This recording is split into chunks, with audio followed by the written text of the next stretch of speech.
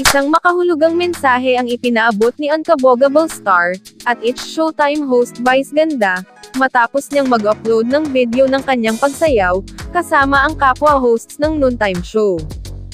Ibinahagi ni Vice sa kanyang TikTok account nitong Linggo, September 17, ang isang video kung saan sinasayaw ng hosts ang 90s hit na I'll Be Missing You.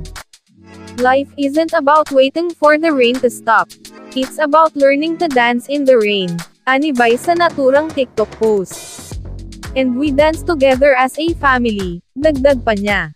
Matatanda ang pinatawan ng Movie and Television Review and Classification Board kamakailan ang It's Showtime ng 12 airing days suspension, kaugnay ng pagkain ni Vice at Ayon Perez ng icing ng cake, sa segment na Isip Bata noong July. Pagkatapos nito, inihayag naman ng ABS-CBN na aapela pa raw ito, at ang pamunuan ng It's Showtime sa nasabing desisyon ng MTRCB.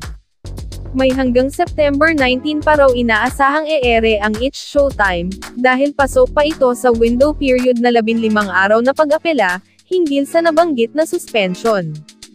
Balitang-balita ang pamimigay umano ng ayuda ni Unkabogable Star at It's Showtime host Vice Ganda, sa maaapektuhang staff ng kanilang show kung sakaling hindi umubra ang pag-apela ng pamunuan ng show at ABS-CBN sa 12 airing day suspension. Samantala, wala pang tugon, kumpirmasyon, o pahayag si Vice Ganda o ang pamunuan ng It's Showtime, o ABS-CBN tungkol dito.